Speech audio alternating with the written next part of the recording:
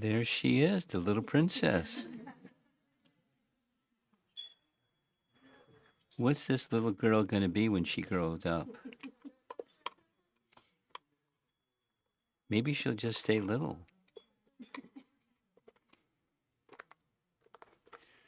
Go ahead. Go ahead, go ahead, go ahead.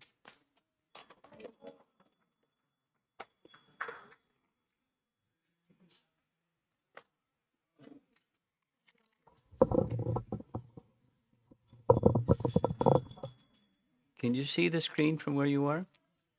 You can see this?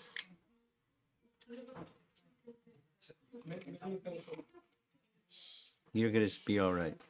Okay. Nama Om Vishnupadaya Krishna Prestaya Bhutale Shrimate Bhaktivedanta Swami Iti Namine Namaste Saraswate Deve Gauravani Prachadine Nirvisesa Sunyavadi Jaya Sri Krishna Chaitanya Prabhu Nityananda Shri Advaita Gadadhar Srivasadi Gaura Bhakta Vrinda Hare Krishna Krishna Krishna Hare Hare Hare Rama Rama Rama Hare Hare.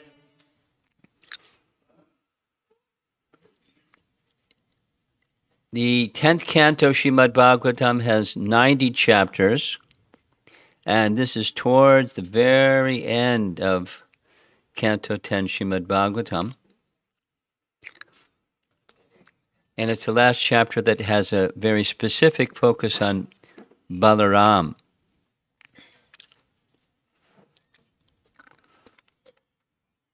The title of this section is Arjuna kidnaps Subhadra. Subhadra was the younger sister of Krishna and Balaram, or Balaram and Krishna, because Balaram is the older brother, and that plays a very important role in this particular pastime.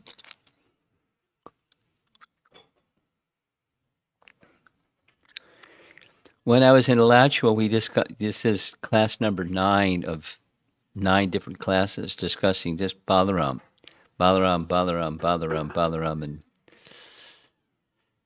Balaram. And one of the topics about Balaram that occupied a lot of our discussion was the fact that Balaram had some particular affection for Duryodhana.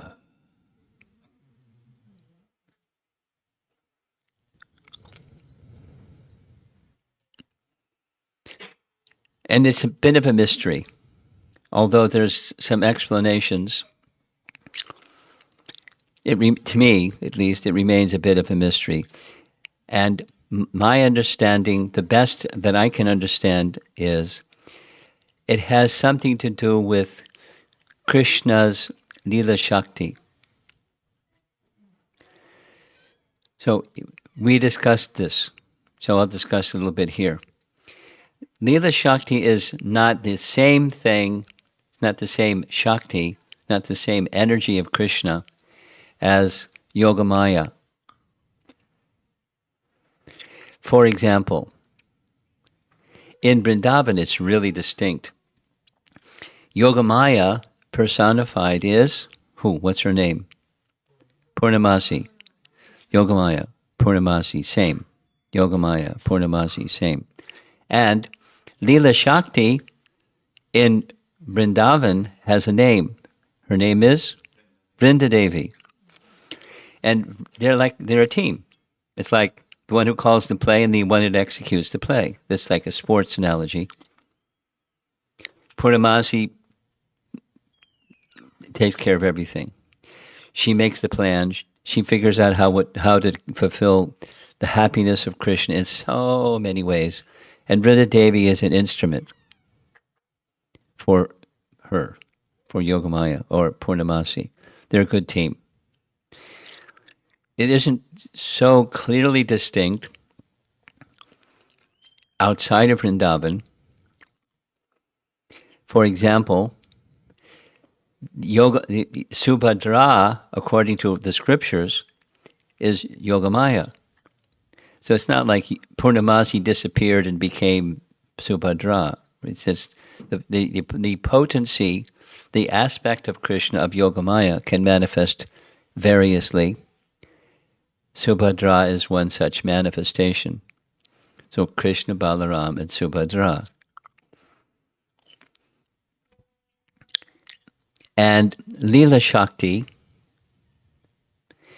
is, and I'm not familiar with the personification of Leela Shakti, but again and again, repeatedly, our acharyas refer to by the arrangements of the Lord's Leela Shakti, this, that, and the other thing.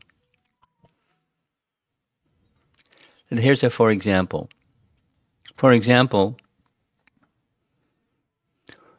when the winding up of Krishna's pastimes is to take place, Krishna makes a plan, and Leela Shakti executes the plan.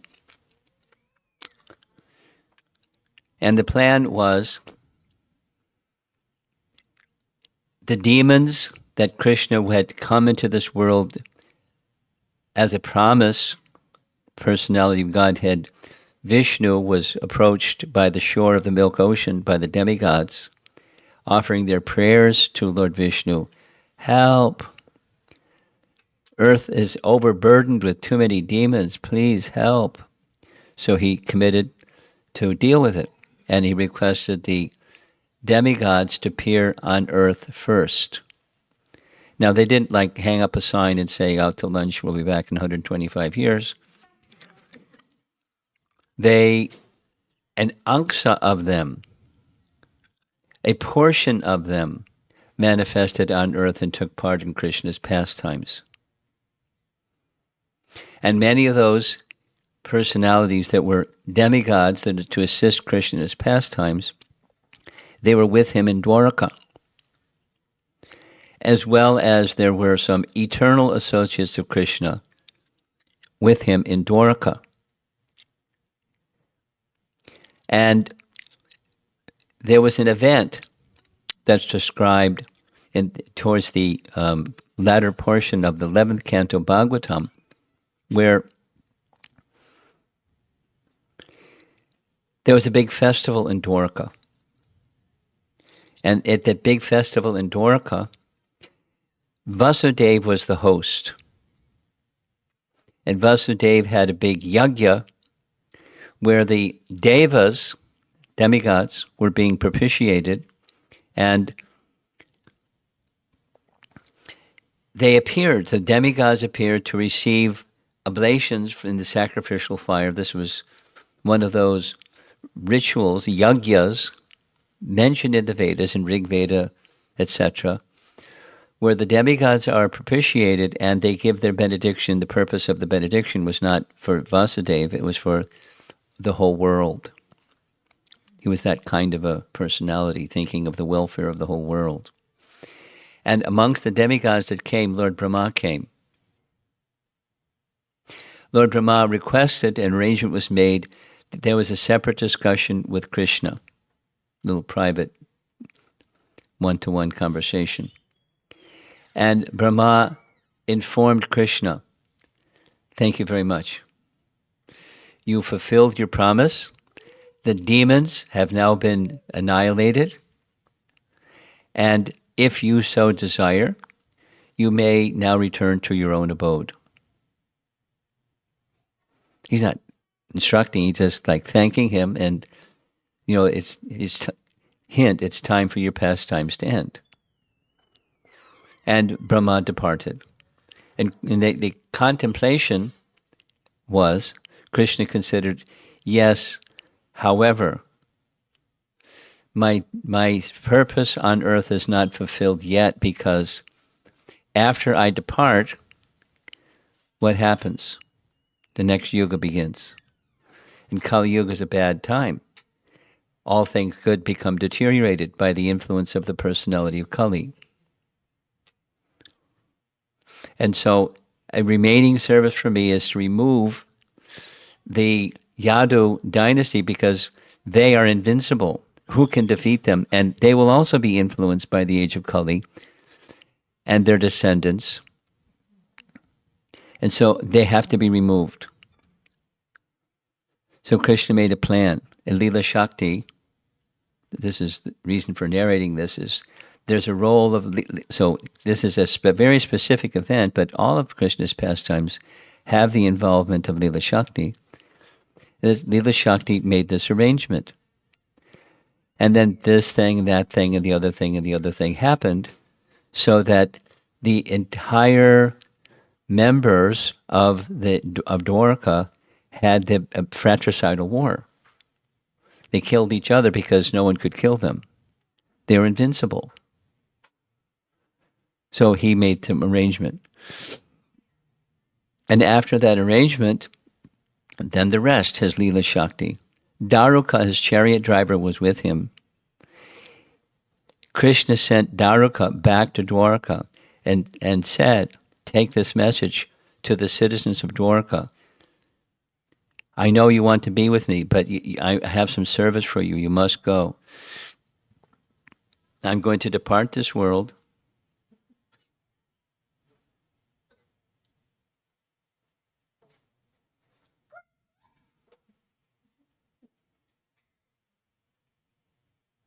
I'm going to depart this world, and after I depart, shortly thereafter, the entire city of Dwarka is going to be again submerged underwater.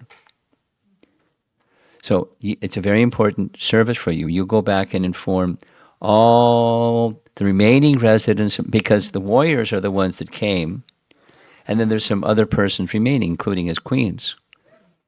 Arjuna should escort my queens back to Hastinapur, and all of the paraphernalia, everything should leave Dwarka because it's going to go back underwater. Go at once. So he had a plan. And sure enough, that's what happened. Dwarka became submerged. And then he made his departure according to his plan, and Balaram made his departure according to his plan, and Krishna's pastimes wound up according to his plan. That's just an indication of, for example, how Leela Shakti works. There are many, Krishna has many Shaktis. There's verses in the Bhagavatam that says what his principal Shaktis are. There's a large number. And one of those the rulers of those different Shaktis is Icha Shakti. He just desires. He didn't have to lift a pinky. He just desires. But then, because it's Leela, he apparently does things, and then things happen because of Leela Shakti. I'm explaining all this because it has everything to do with Arjuna kidnapping Subhadra.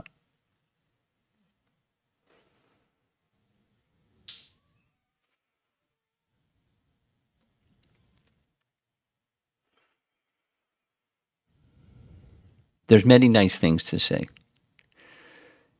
One of those nice things to say is when we, in the very early parts of Srimad Bhagavatam,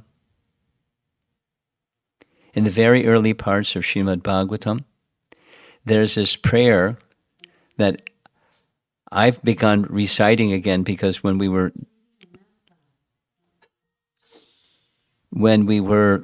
newer devotees, we would recite this 1, 2, 4 Bhagavatam. And the verse goes, Narayanam namaskritya naram chaiva narotamam devim saraswatim vyasam tato jayam udirayet.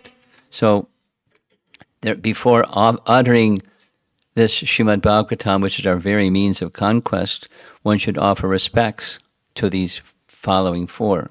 Narayana, to the foremost human being, Narayana Rishi, to the goddess Saraswati, the goddess of learning, and to Vyas, the author. In around this time next month, I'm going to be in Badrinath. Brrr. A little different than Florida, temperature-wise. And we'll visit the ashram of Narayan Rishi. And according to Srimad Bhagavatam, Narayan Rishi instructed Srimad Bhagavatam. In Srimad Bhagavatam, it says that Narayan Rishi instructed the four Kumaras in Srimad Bhagavatam. And that's another one of the disciplic successions. The Kumara Sampradaya. So where the Kumaras get their knowledge? Narayan Rishi. And the Narayan is Arjuna. Arjuna Krishna, Narayan. So Arjuna is very special. So as Krishna moves according to his plan, Arjuna moves according to his plan. And there's, of course, the situation where Arjuna, by the arrangement of Leela Shakti, he got mixed up. No, I don't want to fight. So Krishna could speak Bhagavad Gita to him, so he could speak Bhagavad Gita to us, and then Arjuna got it. So he got back into the Leela Shakti. But it was all the divine arrangement of Krishna for Arjuna to become bewildered. And I'm mentioning all this because it's in this pastime, there's this special affinity that is very prominent in the pastime, where Balaram wants Subhadra to marry Duryodhana. And she doesn't want to marry Duryodhana. No way. And nobody else in Dwarka wants Subhadra to marry Duryodhana except Balaram. And Balaram has that position. He's the elder brother. He's the elder brother. And in the absence of father, the elder brother makes the arrangement. And the elder brother wanted Subhadra to marry Duryodhana. Now, why was he partial to Duryodhana? Leela Shakti. There's other explanations and other explanations.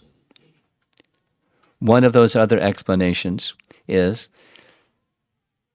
Duryodhana was a student of Balaram. Balaram is, as among other things, he was very expert with fighting with club, and Duryodhana learned the art of fighting club from Balaram. And it's described right in the Bhagavatam, that for some time Balaram spent some years in Mithila. And because one of the kings, the line of kings from the time of Janak, were also given a title, Janak, and it means something in Sanskrit. Balaram, went to be with King Janak in Mithila because King Janak was his dear devotee, so he gave his association to his dear devotee, the king of Mithila. While he was there, Duryodhana took the opportunity to go there also and learn club fighting. It's right in the Bhagavatam, in the verse in the Bhagavatam. So, teacher to student, there's some affinity. It's understandable. On the other hand, Duryodhana is a bad guy, on the other hand. We touched on it yesterday evening, and I'll touch on it again a little bit more. There's reason why Balaram should have had nothing to do with Duryodhana. It's Leela Shakti. So, I hope you don't mind Krishna book stories or 10th canto stories. One of the wives of Krishna was Jambavati. Jambavati was the daughter of Jambavan, and in the whole Shamantaka jewel story, Jambavan gave to Krishna both the Shamantaka jewel and his daughter, Jambavati. So Jambavati became one of Krishna's wives, one of the 8, and then there's the 16,100 that came in a different way. But she's one of the principal queens, Jambavati. And Krishna had a lot of affection for Jambavati, and their son was Samba. Samba was a student of Balaram in club fighting. It's right in Canto 3. 3. Chapter 1, where there's a description that Samba in his previous life was who? Kartikeya. Who's Kartikeya? Kartikeya is the son of Lord Shiva and Parvati. And there's a nice history, which I'm not going to go into because I'm doing too many stories. But Samba was very dear to Balaram, to Krishna. Samba was very dear to Krishna, as was Jambavati. And Balaram taught him in club fighting. And there's a whole chapter in this 10th canto where Samba kidnaps at her Swayamvar ceremony. For those of people that don't know what Swayamvar is, sometimes princesses, rather than arranged marriage, the princess would choose her own husband. And there's a whole ceremony called Swayamvar ceremony, and a big, festival, and she would choose her husband. When it was the festival to choose her husband, Samba showed up, and he kidnapped her right in the middle of the festival, put her on his chariot, and zoom, off he went. And the girl that he wanted to marry was Duryodhana's daughter. Her name was Lakshmana. Samba and Lakshmana. Duryodhana was infuriated. We've been insulted. This boy, it's a demeaning term, by the way. This boy came and we're going to smash him.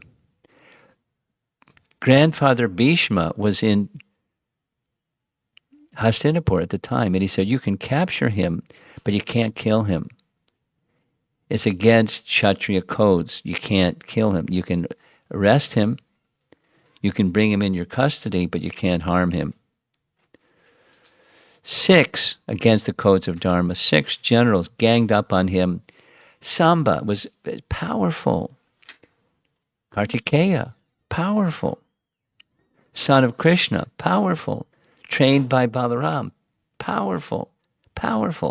He did amazing things. They were in appreciation of his skill. Still, 6 generals, including Karna and this one, that one, ganged up on him, broke his chariot, tied him up, and brought him back and put him in jail. Boo. Bad move. Narada Muni squealed on them. Whoops, Narada Muni went to Dwarka. You want to know where Samba is? I'll tell you where Samba is.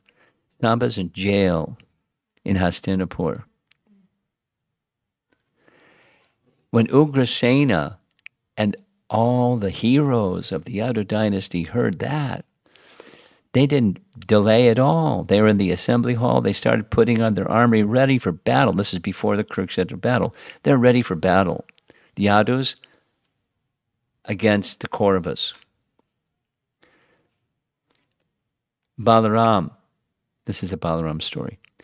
Balaram, being a peacemaker by nature, he said, let's not have war. Let me make a peaceful settlement.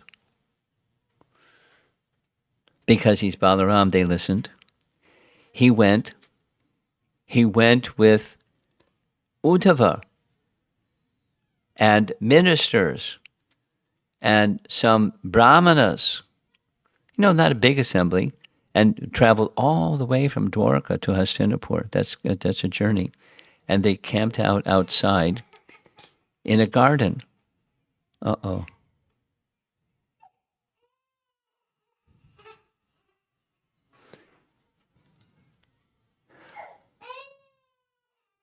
I've learned something about a child's cry. Parents know when it's their child crying. I don't know the difference, but this parent or that parent, when the child is crying, they know that's my child. They get up and they to deal with it.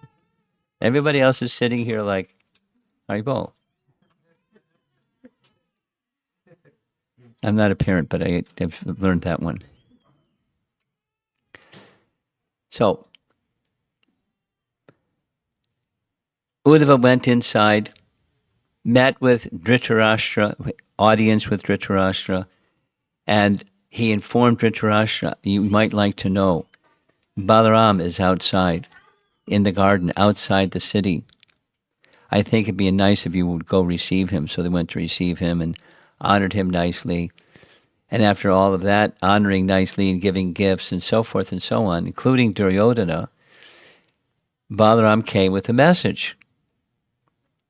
This is a message from Ugrasena. Very polite, but also to the point. Essentially, please return Samba so he can go back to Dwarka. Ooh, they pushed their anger button.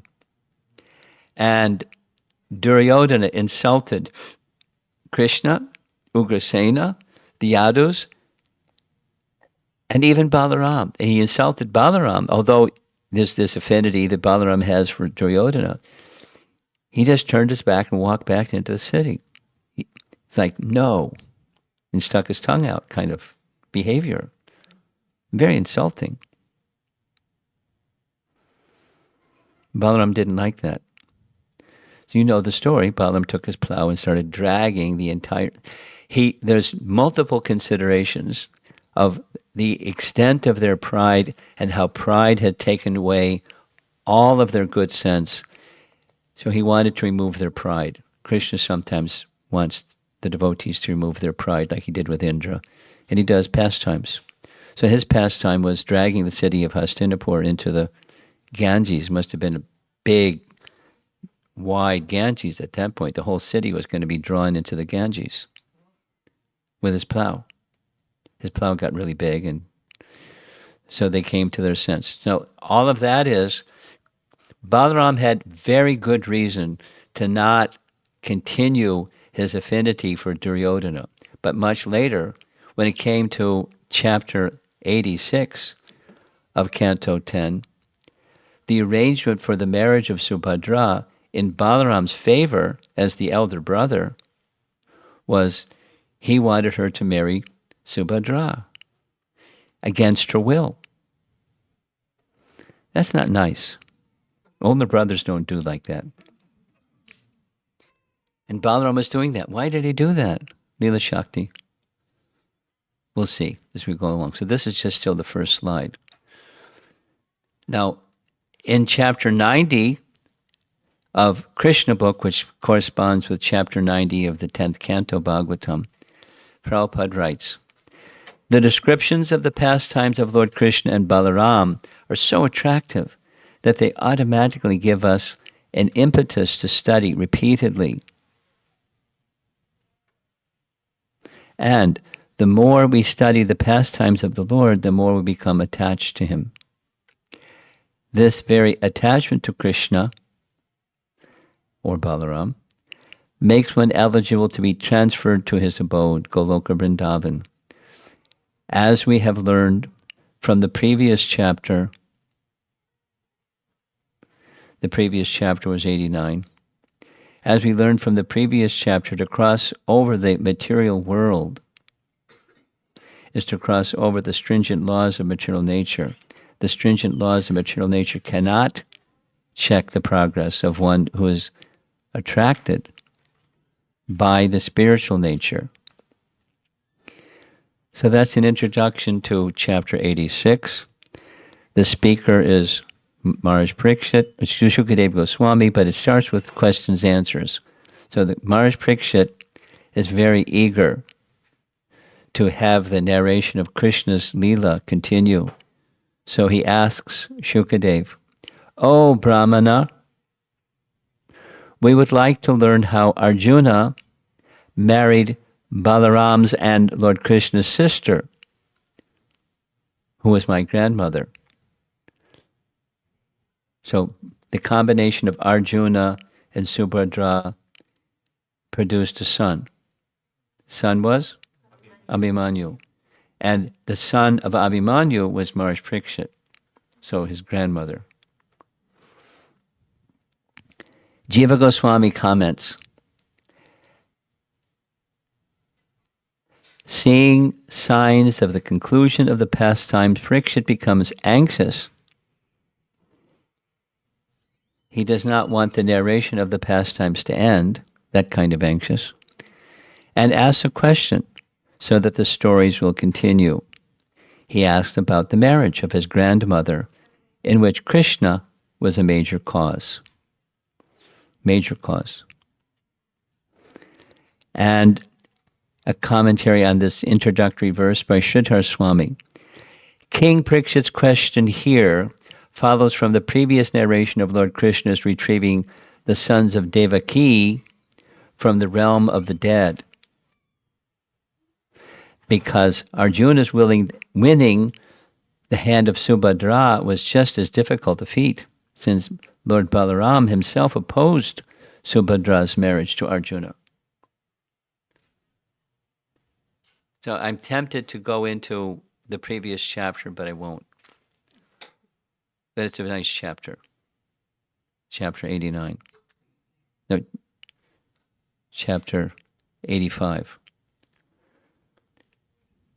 The short is, Devaki had heard that Krishna was able to bring the son of his teacher back from being gone. Can you do the same with my first 6 sons? And so Krishna did that. It's a long story. Krishna can do almost anything.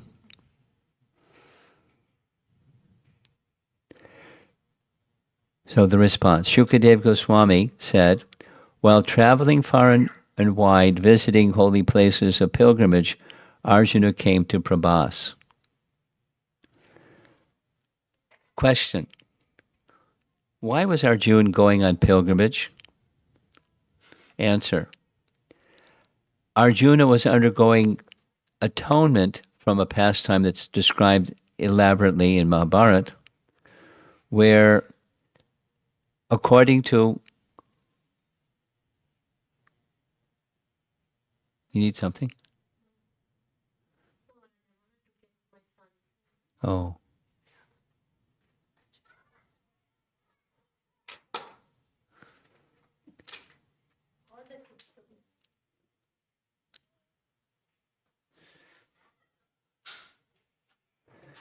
Okay, try again.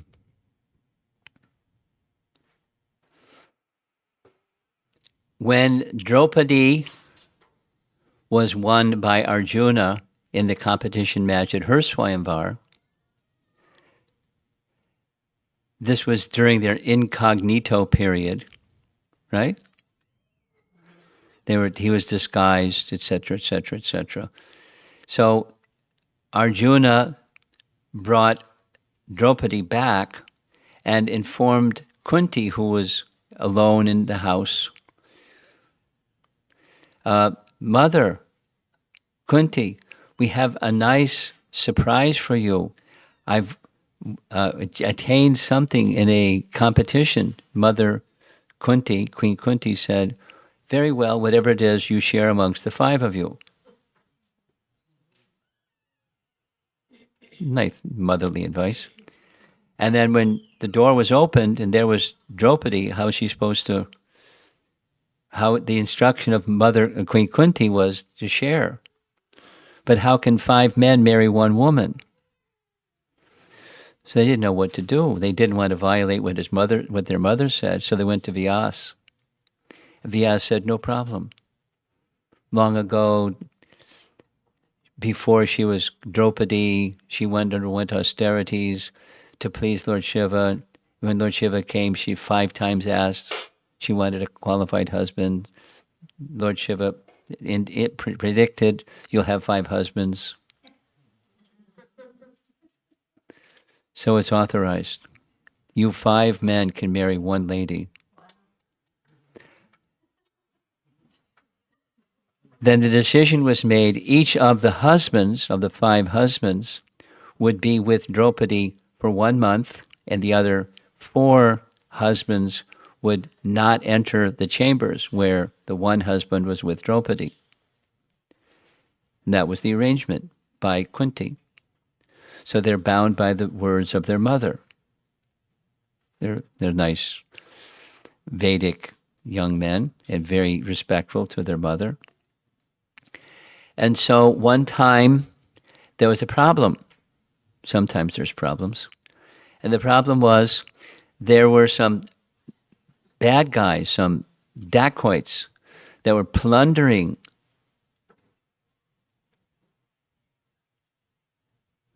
the cows. And the cow herds asked Arjuna for help. So Arjuna went immediately to the place where his weapons were and gave them the help that they needed. The dacoits went away, the cowherds were safe. And now the place where the weapons were was in the same chamber where Yudhishthira and Draupadi were during that particular month. But that's where he kept his weapons. So Arjuna said, I violated my mother's instruction, so I must undergo some atonement. And Yudhishthira said, no, you did the right thing. This was the exception to the rule. The rule is the rule, but you did the right thing. I violated my mother's instruction, so I need to undergo atonement for 1 year. I'm going to travel to the holy places throughout all of India and take sacred baths, etc., to atone for my violation of our mother's indication. So 8 months had passed. The travels of Arjuna are indicated in Mahabharata. And now, as this on the screen says, he had come all the way around to the western side of India at Prabhas. Prabhas is also a holy place that has its own standing because it's a holy place. But it's where Arjuna went, and it's very near to Dwarka. There, Arjuna heard that Lord Balaram intended to give his maternal cousin, Subhadra, to Duryodhana in marriage. Now it says cousin instead of sister. And that no one else approved of this plan. Arjuna wanted to marry her himself, so he disguised himself as renunciate, complete with triple staff, and went to Dwaraka. Now here's a little history of how that happened. So the painting is a nice painting. There's Krishna on one side, and Balaram, Anantashesh on the other side, and there's Subhadra in the middle. And they're being worshipped. So Mahabharata describes Arjuna's plan for obtaining Subhadra as his wife may have seemed unconventional, but he was not acting without encouragement. In fact, Lord Krishna was his prime co-conspirator. And in Dwaraka, most of the members of the royal family, especially Vasudeva, were very unhappy about giving their favorite daughter to Duryodhana.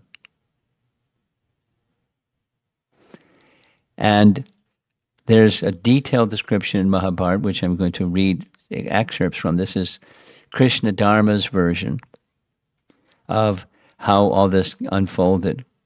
Arjuna's travels during the Pandavas' exile and leaving Indraprastha. Arjuna traveled up Bharat's western coast until he arrived at Prabhas. In the sea near Prabhas, Krishna constructed a city called Dwarka.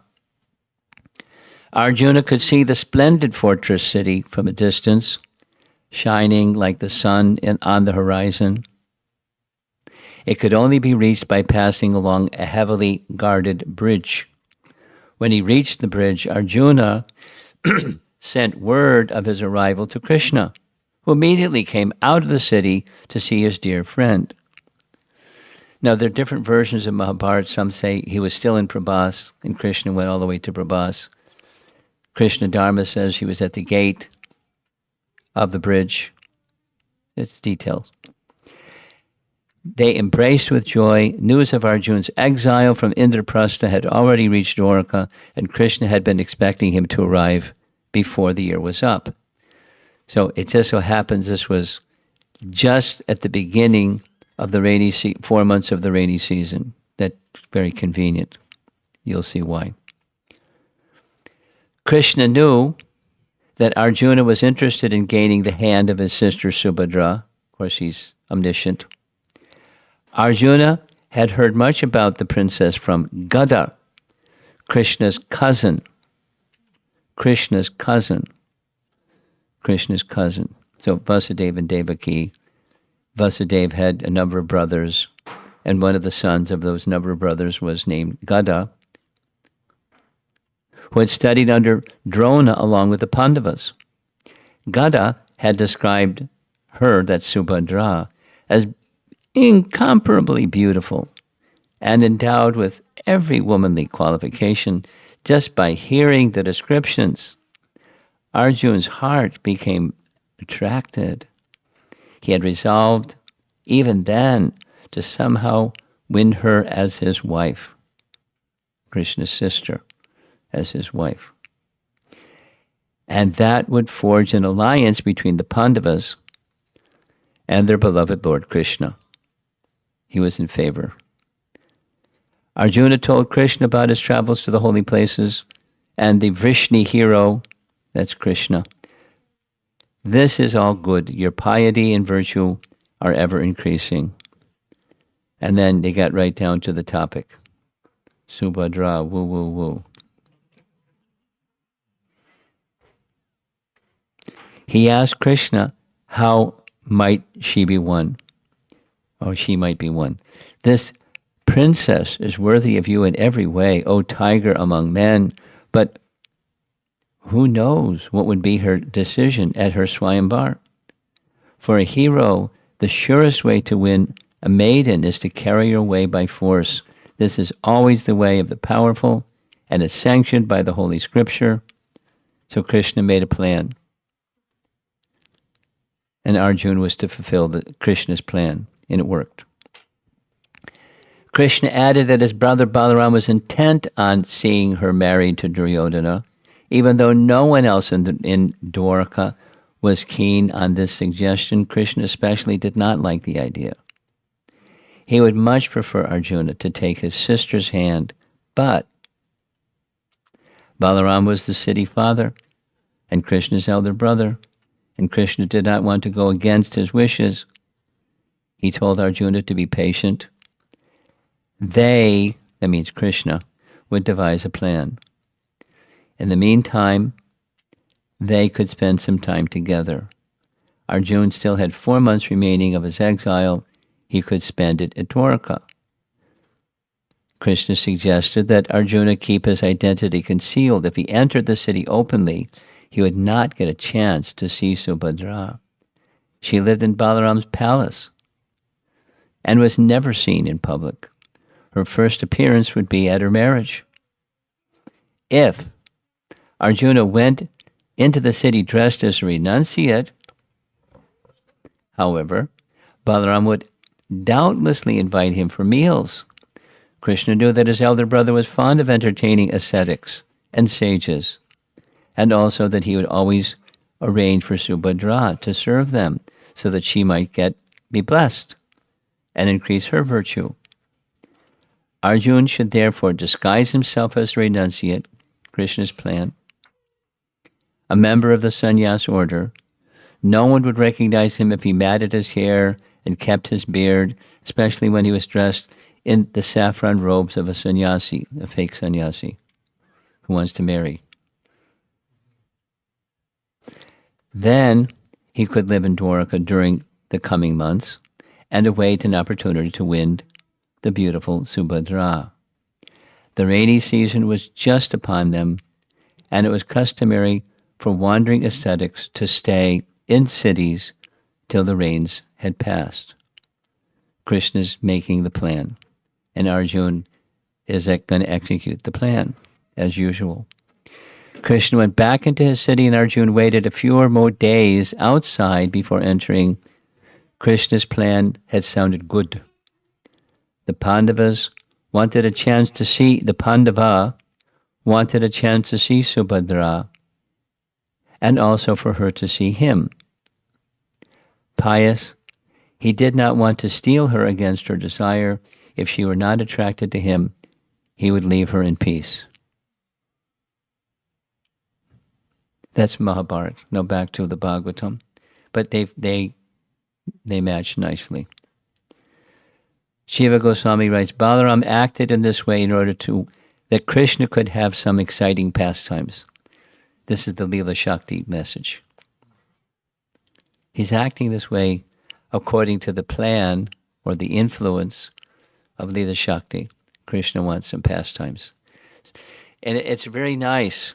We spent some time in Alachua discussing sometimes the role of service for Radharani or for Krishna or for other devotees is to create an obstacle, because Krishna likes obstacles. He likes exercising his quality of cleverness and figures out ways to overcome obstacles. I mean, he's the controller, so he just like blink his eye and the thing is gone. But it's a pastime. Leela. Krishna Leela. And Balaram is assisting by making an obstacle. Sanatana Goswami writes in his commentary, Balaram gave pleasure, Ramaha, to Duryodhana by teaching him how to use the club. So there's part of that relationship, the teacher-student relationship. Disguised as a mendicant, Arjuna stayed in Dwarka during the monsoon months to fulfill his purpose. Of course, Krishna's plan. Lord Balaram and the other residents of the city, not recognizing him, offered him all honor and hospitality. Now Jiva Goswami comments, how is it possible the omniscient Balaram couldn't recognize who he was? Guess. Leela Shakti or Yogamaya. Sometimes Balaram is under the influence of Yogamaya. We discussed it a little bit yesterday. One day, Lord Balaram brought him to his home as his invited guest for dinner. Usually it says lunch. And Arjuna ate the food the Lord respectfully offered him. But of course, the one serving the meal was the beautiful Subhadra. There he saw the wonderful maiden Subhadra, who was enchanting to heroes. His eyes opened wide with delight, and his mind became agitated and absorbed in thoughts of her. You know, woo, woo, woo, Cupid doing his thing. Arjuna saw the maiden, this is Jiva Goswami. Arjuna saw the maiden, attractive even to men of controlled senses, Dhira Manohara. In some texts, Vira Manohara is seen. In that case, it means attractive to warriors. So she was attracted to him, and Arjuna was very attractive to women. And as soon as Subhadra saw him, woo, woo, woo.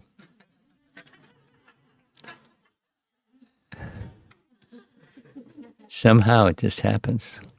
She wanted to have him as her husband, smiling bashfully with sidelong glances. She fixed her heart and eyes upon him. Now, Jiva Goswami indicates that she had some intuitive sense. She's Yogamaya. So she had some intuitive sense. This isn't a mendicant. This isn't a sannyasi, because otherwise, how could she have a desire to marry a sannyasi? That's not Subhadra. It's not Vedic. Jiva Goswami writes, he was attractive to all women, what to speak of her. Seeing him, she understood that he was not a sannyasi, but someone who should be her husband. She experienced this through previous impressions and by her intuitive skill. It's a nice way to say she's Yogamaya. She just, it's a pastime being enacted, and she's Yogamaya. She's part of the pastime. So it's especially nice. Putting him in her eyes and heart, she desired him. She smiled out of joy and in a joking mood. She threw smiling sidelong glances, but with shyness, since she was well trained by her family. Some of us aren't well trained, but she was well trained. So let's go back to Mahabharata. Over the coming weeks, Balaram invited Arjuna to his palace on numerous occasions. Each time, Subhadra served him, and their attraction for one another grew. One day, in confidence, Krishna spoke with his sister on the subject of her marriage. She told him her feelings for the strange sannyasi, and Krishna smiled. He asked her how she felt about Duryodhana. Boo. The princess's features twisted disdainfully. Then Krishna mentioned Arjuna's name, telling her that the Pandava was desirous of becoming her husband. Indeed, he had come to Dwarka to seek her hand. Subhadra looked at Krishna intently. Suddenly, she realized what he was saying. Of course, the Bhagavatam version and Krishna Dharma's Mahabharata version are close. They're not a one-to-one match. So don't be disturbed by it. It's not a one-to-one match. The handsome ascetic was Arjuna. Why had she not guessed? The so-called sannyasi, who walked like a powerful lion and spoke with a voice resembling a thundercloud, could only be a great ruler. He's a good writer, isn't he?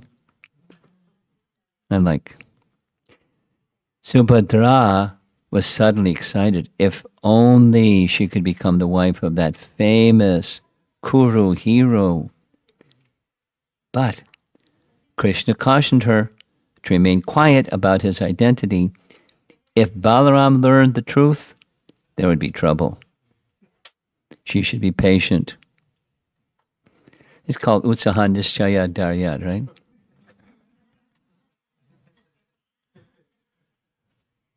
Arjuna would surely find a way to marry her. So, nature takes its course. Meditating only on her and waiting for the opportunity to take her away, Arjuna had no peace. His heart trembled with passionate desire. Now that's a little carried away, but that's what the paintings are showing. And then on the occasion that she wouldn't be seen otherwise, there's a big festival in Dwarka. And the big festival in Dwarka is on the occasion of Lord Vishnu awaking after the 4 months of the rainy season. So Vishnu was taken from the temple in a procession. And Subhadra was taking part in that procession. And on cue, Arjuna showed up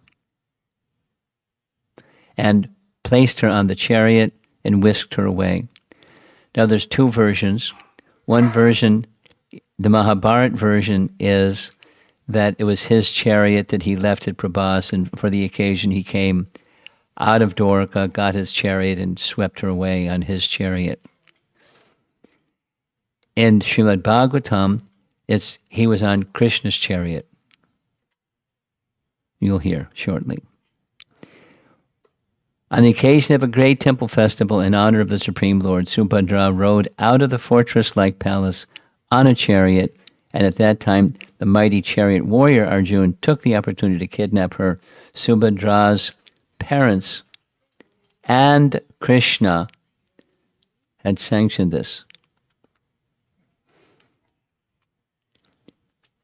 So now Vishwanath Chakrabarti Thakur writes, this festival was the annual Rath Yatra Vishnu on the occasion of rising from mystic sleep at the end of Chaturmasya.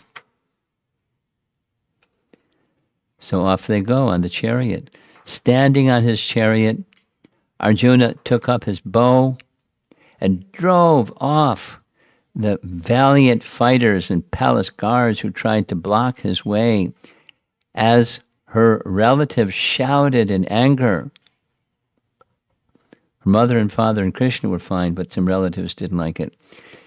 He took Subhadra away just as the lion takes his prey from the midst of lesser animals. So this is a line drawing taken from some work that Hridayananda Maharaj was creating in translating Mahabharata, and some illustrations were made for Back to Godhead publications. The book never made it to press. Sanatana Goswami writes, with permission of the Lord, he had his chariot brought from Prabhas, where he had hidden it. That's Sanatana Goswami's explanation. Later, we're going to hear Krishna say it was his chariot. He threw into disarray the Yadus on chariots and their foot soldiers, while relatives loudly shouted, which he ignored. He took her away. He was not afraid. He was like a lion who takes his share amidst animals. Balaram was really angry. When he heard of Subhadra's kidnapping, Balaram became as disturbed as the ocean during the full moon. It was just Balaram Purnima. Did you see? There was a blue moon photograph that was circulating. I got a copy and asked people to send it around. You got a copy?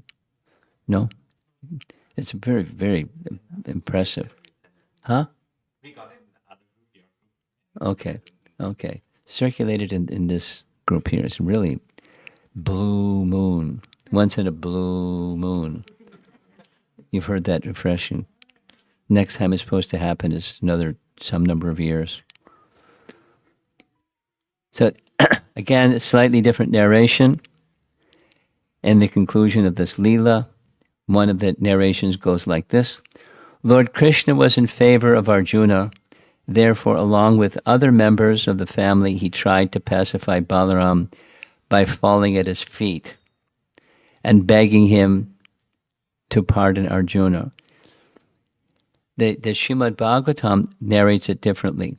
The Srimad Bhagavatam says they're in the assembly hall, and Balaram is looking around the assembly hall, and they're already getting their armor on to battle to stop Arjuna. And noise and commotion, and Krishna's sitting there very peacefully. So he turns to Krishna and says, why are you sitting there peacefully? And then Krishna speaks. Only when called upon, because he understood, it's his Leela anyways. So he understood how it's going to play out. I do not feel that Arjuna has insulted us. Indeed, my feelings are that he has enhanced our glory. Partha, it's Arjuna, knows that we would not accept payment or gifts for our princess. What man on earth would sell his child to another?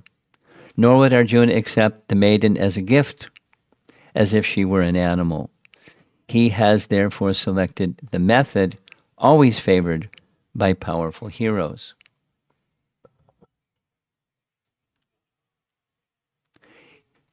Krishna considered an alliance with the Pandavas, and especially with Arjuna as proper. Arjuna had been born in the noble Bharata race. He was the son of the illustrious Kunti. And from their own house, no man on earth was capable of vanquishing Arjuna in battle. He was now proceeding on Krishna's own chariot, which is different than he was on his own chariot. Arjuna's chariot. And it would be difficult to check.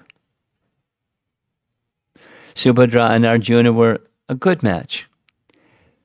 Better that they send swift messengers to bring him back in peace than arrange a proper wedding right there in Dwarka. It's a 180, right? U-turn. That would avoid the disgrace of being defeated by Arjuna and would enhance the alliance forged by the marriage. After all, there was now no question of Subhadra being accepted by another man. Kind of like checkmate, right? Plus, it's coming from Krishna. And Balaram smiled. And, just by Krishna's words, all this anger and battle and all that chivalrous thing just evaporated.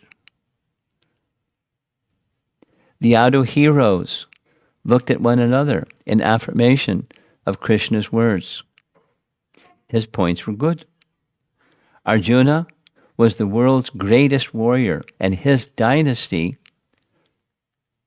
were the world emperors. The marriage to Subhadra was the arrangement of providence for the good of the Yadus. And we're almost done. Now, the chapter isn't done, but at least this episode is almost done. Lord Balaram then happily sent the bride and groom very valuable wedding gifts consisting of elephants, chariots, horses, mules, and female servants. And there's a long list of how many servants and how many chariots and how many elephants. And there's a Pushkar painting with Krishna and Balaram celebrating this nice event of the marriage of Subhadra and Arjuna. And that's the end of the chapter. Now, 86 goes on because there's other events that happen after that, but the main purpose, because of our proximity to Balaram Jayanti, is to hear about this enigmatic position of Balaram wanting their sister against everyone's desire, against her desire to marry Duryodhana. Like, it's not going to happen. It can't happen. So Krishna made it not happen by marrying Arjuna in a very dramatic way. Krishna is very clever, and his pastimes are full of drama. They're very attractive.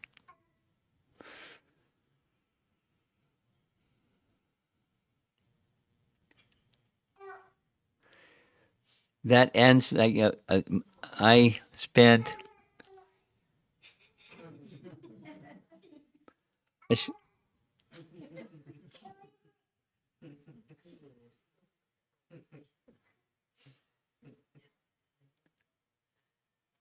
See, that's his child. Krishna, Krishna.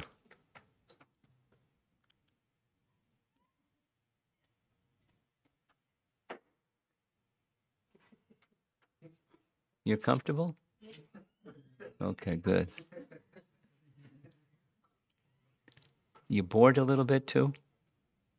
Be honest.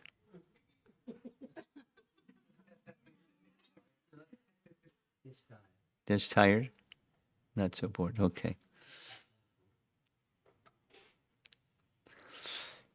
I'm going to wake you up.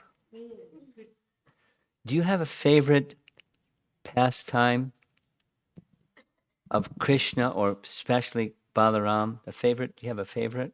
One you particularly like and you find attraction to?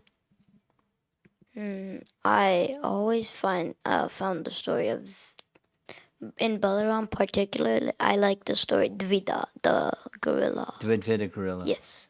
Okay. What is it about the Dvidvida gorilla story that you like? I don't know. It's just that, like, it happens in a later time. Yes, it does. Which is quite unusual, and I Yes. find that. Do you know who Dvidvida was before he became, killed by Balaram. Do you know who he was? His history, his background? I do believe I was reading the Ramayana the other day, Ah, and I do believe that he was in Ram's army. I he think. was.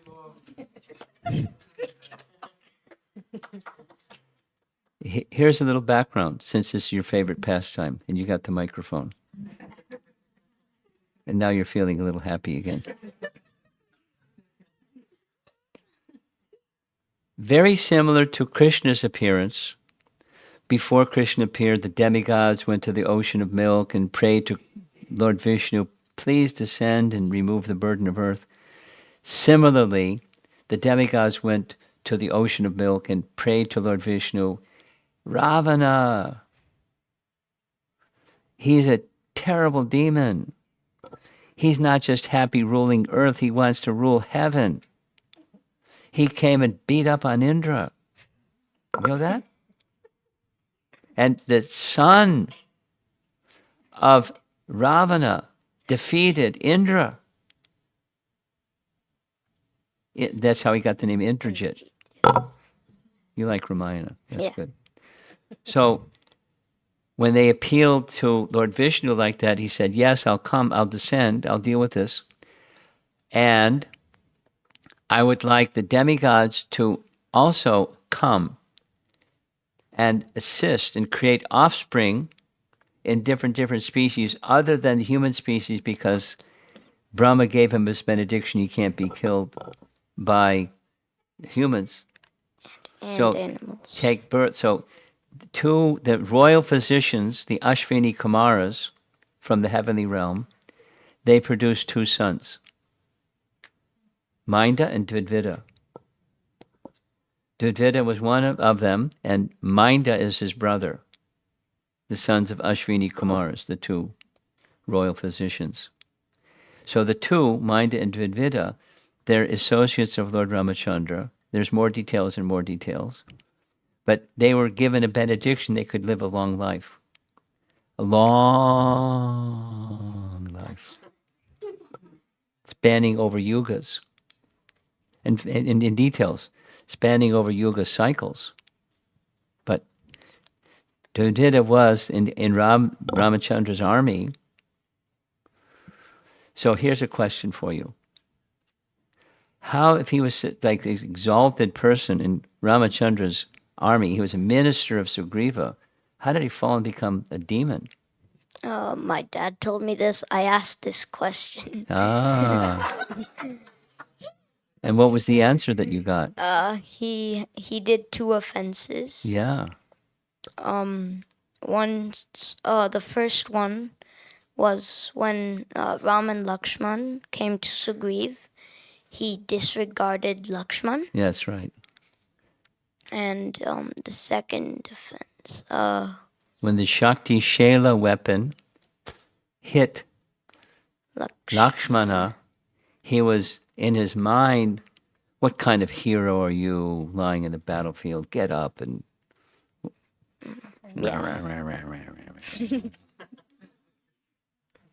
That was it. So from that offense to Lakshmana, he became then susceptible to bad association. So be careful, don't make offense to Lakshmana. You're in for trouble. And then bad association is the next trouble. Okay? You know who the bad association was? Dvidvida's bad association was Narakasura. Narakasura was a bad guy.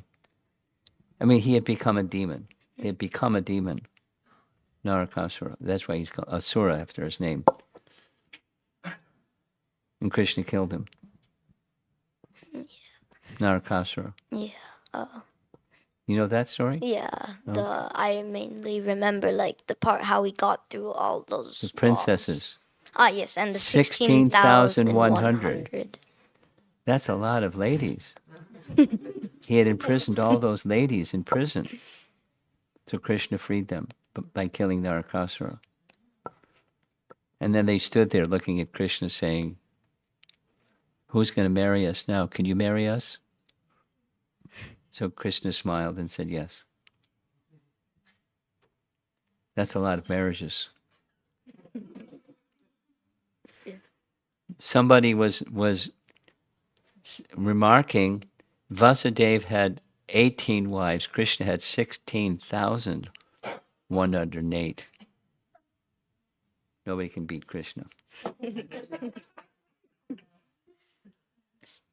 Okay, so now you're wide awake. Any discussion or comments, Lakshmi? Brought a question to my mind. I don't need my. If there's people listening remotely. Oh, right. Okay. The mention of Narakasur, I always wondered, wasn't he the offspring of Varahadev? Yes. Varahadev and Bhumi. Yes. And he became and it was a demon as Yes. the offspring. I always wondered how. Bad association. How does one become good? How does one become bad? Bad association. He became corrupted just as Dvita became corrupted by his association. You know, it's online, downline marketing. Some got He some didn't guy start out as a demon then, right? No, he didn't start out as a demon. Okay. It's by association he became. Even the son of Varaha and Bhumi, by bad association, became a demon. And I can't remember right now, what that's the details of that association. So don't ask me, because the answer will be I can't remember. But he didn't start out being a demon.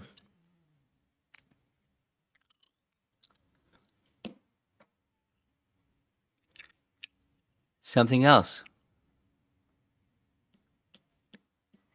Too many stories, huh? Go ahead.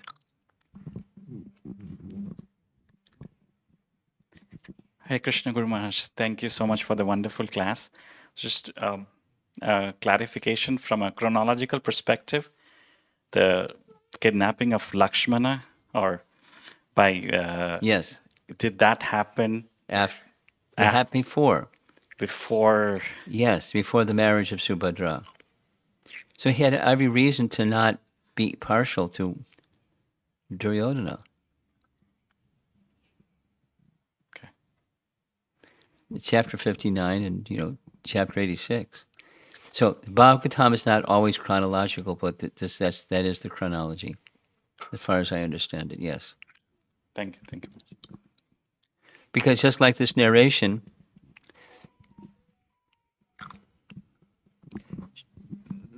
Maharaj Parikshit was anxious that Shukadev Goswami's narrating Krishna's pastimes not end.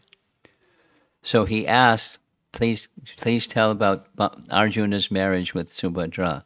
Now, it's certainly possible that chronologically that could have been asked after an event which had already been narrated, but it took place prior. It's possible. Something else. Hare Krishna, Guru Maharaj. Is any detail about Duryodhana want to pick a fight of the Arjuna kidnaps Subhadra? What was your question? No, is there any detail or any pastime after that? Like Duryodhana lost Subhadra in a way against his enemy Arjuna.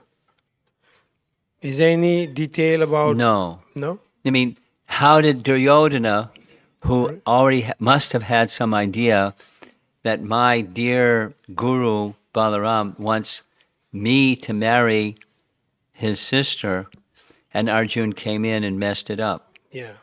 So you want to know, is there any detail of how Duryodhana responded to that? Mm-hmm. Because the same thing happened to Draupadi. They were all in the Swayamvar. Arjuna came and then picked Draupadi and left. Same thing happened again. Well, Karna, it was more Karna than Duryodhana.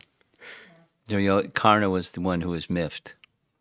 More so, my understanding, my memory is, he thought, she's mine, because he's so good.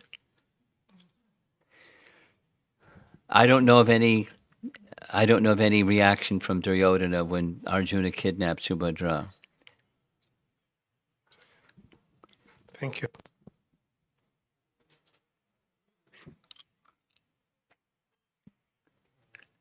Any question? Anyone else? Anyone? One?